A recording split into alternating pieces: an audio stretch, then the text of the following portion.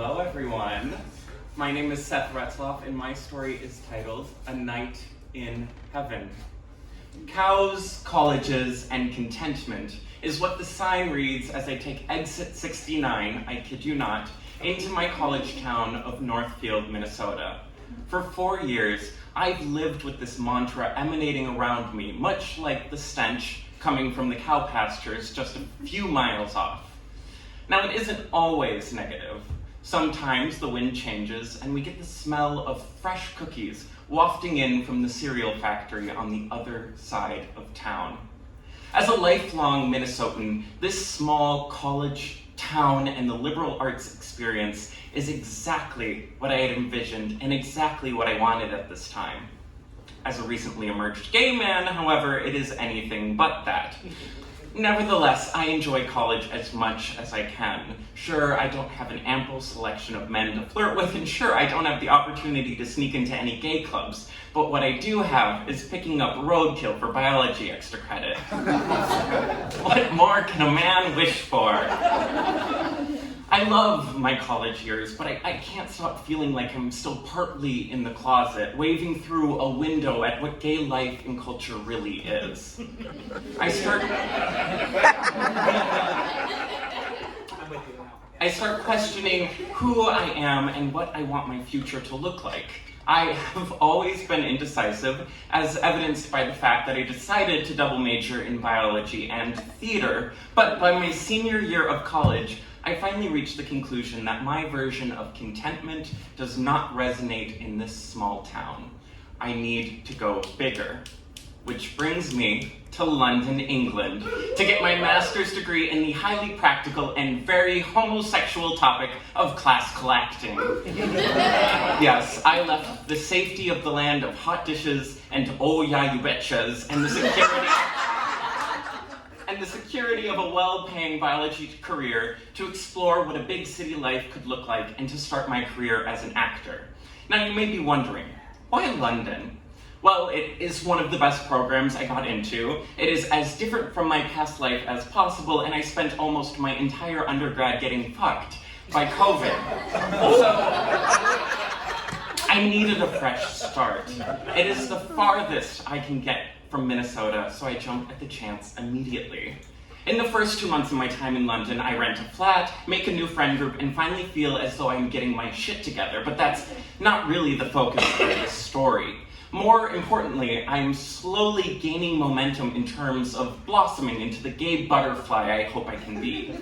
I meet my then boyfriend on Grindr. He is from Madrid, Spain. He is a pilot and he was previously a private chef. Score.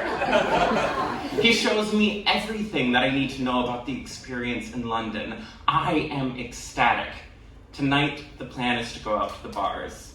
I meet his friends, a flock of gay flight attendants, and the madness ensues. The flight attendants fly us from one stop to the next and uphold their titles by providing complimentary drinks along the way. It is bus, club, another club, plane, next place, no sleep. And that's what brings me to the doors of heaven. The London Gay Nightclub, located in the caverns beneath Charing Cross Station. We descend into a fluorescently lit tunnel past the security guards and metal detectors. The thumping of the bass gets stronger with each step. It matches my heartbeat. I don't know what I've gotten myself into. It literally looks as if we're walking into a dungeon. I look at my boyfriend, who gives me a devilish grin, as he takes my hand and leads me down the cement steps into the brick-lined cavern below. I immediately realize that my apprehension is unfounded as I turn the corner and see the inside of heaven. It is surreal. The multitude of queer people, all dressed or not dressed for the night out, the illuminating glow of the TV screens, the chorus of angels as Lady Marmalade blares from the speakers, the domed roof making it look like we're in an underground cathedral, the stage shrouded in projections, haze, and lasers, all pulsating the music and giving off an ethereal vibe. I am as far from cows and colleges and contentment as I can be, and I am loving it. I dance around with my boyfriend, something up until this point in my life I had only ever dreamed of. Everywhere I look, I see queer people. They line the stairs to the stage, as well as the precarious platforms in the middle of the floor. They're dancing, laughing, living. I smile like I've never smiled before. I make my way to the bathrooms. I admire the fellatio-themed graffiti lining the stall as I relieve myself. As I walk across the sticky floor to the sink, I'm surprised more by the insistence of the bathroom attendant to give me a piece of candy than the group of men exiting together from the single stall next to me. I wander through the labyrinth of stairwells and rooms, marveling at what this new world is and falling in love with it immediately. Is this really real? Was this really what I was missing out on? Why doesn't Minnesota have a place like this? Actually, I'm okay Minnesota doesn't have a place like this. No more do I just have to be content. There is no going back. I return to the main stage just in time for the event of the night, titled Porn Idol. As it is announced, I am given a sheepish look from the surrounding flight attendants as well as from my boyfriend. 10 contestants will come on stage and have 2 minutes to strip completely nude in front of a panel of drag queen judges. The winner has an opportunity to win 300 pounds. My mouth drops to the floor and I just start laughing. So many thoughts run through my mind. This is amazing. Is this even legal? Where do they get the contestants from? And I hope the contestants are hot. To me, the contest exemplifies a level of freedom that I have never felt. While I am proud of my body and I feel liberated, I do not feel quite liberated enough to participate, even though many of the flight attendants encouraged me to, even going as far to say what theater kid says no to being on stage, which, touche. In reality, I know that my boyfriend is dead set on participating, so I am content taking a step back and letting him take the spotlight. My boyfriend and the boyfriend of another pilot proceed gleefully up the crowded steps to the stage. I cheer like crazy, fully supportive. The other boyfriend, less pleased. They strike their poses as the music begins to play. I hear the voice of God, Beyonce singing Break My Soul. My boyfriend begins twerking as Release Your Wiggle blares through the speakers. He is such a tease and knows exactly what he is doing, flashing the audience before jauntily swimming around the stripper pole as the crowd screams. He begins to salaciously remove his clothes, first his shirt, then his pants. They got stuck on his ankles, which was unfortunate. I am fully immersed in the excitement, and I feel like I'm a stage mom yelling from the crowd. The clock is almost at 0, and he still hasn't taken his briefs off yet, so I yell at him from the top of my lungs to get naked! At which he obliges, and even goes so far as to give a good helicopter before striking the final pose. And everyone always says I'm the dramatic one. We all cheer like crazy, and my boyfriend receives top scores from the judges. As I watch each contestant strip, I can't help but feel that my past Minnesotan self is being stripped away too. The conceptions of who I was and what I could be were no longer dominating my appearance. I am metamorphosizing into a freer, more authentic version of me, and I am in complete and utter love with the feeling. As our mother, Queen Bee, says, I'm on a new vibration. I'm building my own foundation. Renaissance 7-6.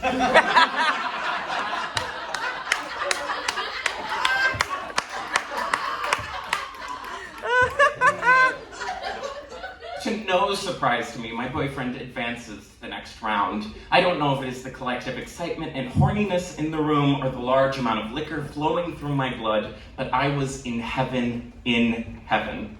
I'm not afraid of how I am acting, who I am kissing, what I am wearing. I am just living. My body feels weightless. My heart is again pulsating, but this time is different. It is pulsating because I am finally feeling alive. I'm only snapped out of the feeling as the final round begins. My boyfriend is again naked on stage, now with the other finalists and the drag queen special guest. He goes full background dancer, spinning, twirling. For a top, he really showed his hole a lot. The song ends and the crowd cheers for him to be the winner. He now modestly in his brief spins spins the larger-than-life wheel, and as it settles, we see that he has won the 300-pound grand prize. I am ecstatic. I blow my voice out as I cheer. I kiss my boyfriend ferociously when he returns to the crowd. I let the victory carry us through the rest of the night. Tonight was the win I needed. The Seth that I discovered in London that night was very different than the Seth that I knew in Minnesota. When I returned back to Minnesota after I got my master's degree, I know the two have to come face to face. The clubs, career, and confidence Seth, and the cows, colleges, and contentment Seth. It is a feeling similar to the morning after my night in heaven. I wanted to puke as these two realities fight voraciously with each other. It all hits me as I'm driving down the highway late at night. Things are different yet again, and I'm not content with that. I am back in Minnesota, feeling isolated from the freedom of life in London. I am single again because my Spanish pilot boyfriend cheated on me at a gay aviation convention. I'm living with my parents, so I can't even really plan spontaneous hookups. I was in heaven in London. Why do I feel like I am in hell now? I love Minnesota. I love my family, but I know deep down in my soul that this is not the place for me at this time in my life.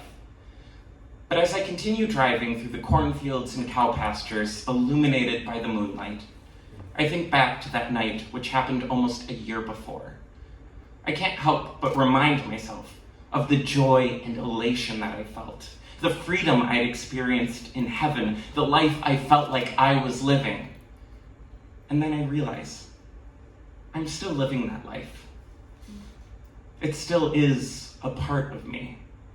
And though the wind has changed, so that I'm no longer smelling the sweet fragrance wafting in from the cereal factory, and instead smelling the cow shit at this moment, it isn't permanent.